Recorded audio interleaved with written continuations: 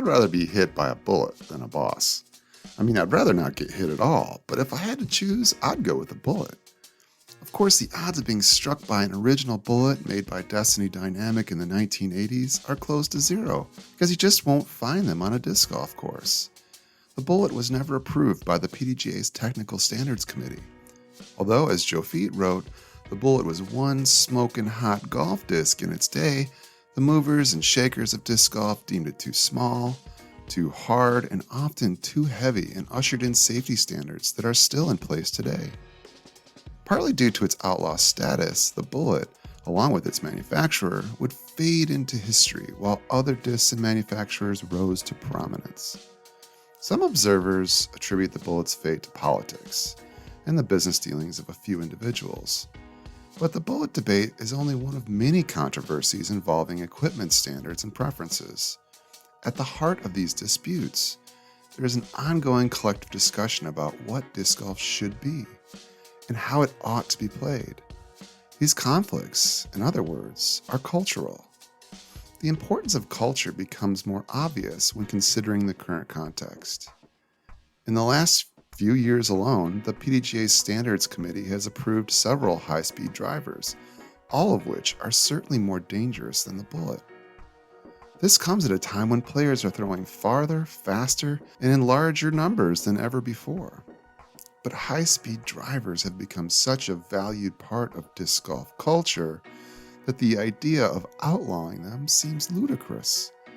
Hucking a high-speed driver is one of my favorite things to do on a disc golf course. I'm not going to give that up, and the reason why is simple.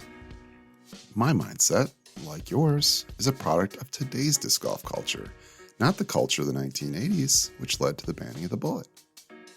While love for the high-speed driver has reached a near consensus among disc golfers, many other sticky issues have not. In competitive disc golf circles, there are dozens of hot-button topics involving rules, equipment, tournament fees, course layouts, state coordinators, gender and racial inequality, drugs and alcohol, overcrowding, and the list goes on. More interesting, I think, is that these issues, while numerous, are smaller in scope than the fundamental cultural differences between disc golfers and the broader community. Competitive players account for a small percentage of the total population. Beyond the modern achievement domain, there's less consensus about what the meaning of the game is.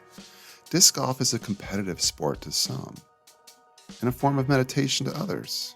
It's a social club and a solitary act, a weekend adventure and a mundane habit, an escape from family life and a family, a retreat from workplace pressures and a job, a momentary lapse in an otherwise sedentary lifestyle, and a hiatus from more rigorous exercise, an excuse to use drugs and alcohol, and the only thing stopping an addict from relapse.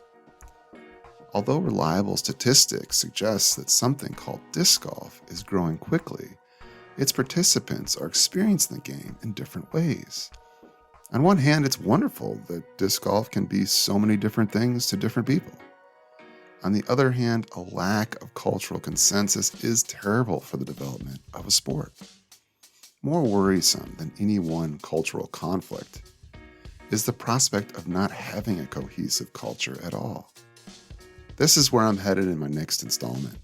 Drawing on 2 chapters from my book, I'll talk about how the disc golf movement stagnated or grew slowly for decades, partly due to its lack of cultural cohesion and the challenge of herding the cats of disc golf land.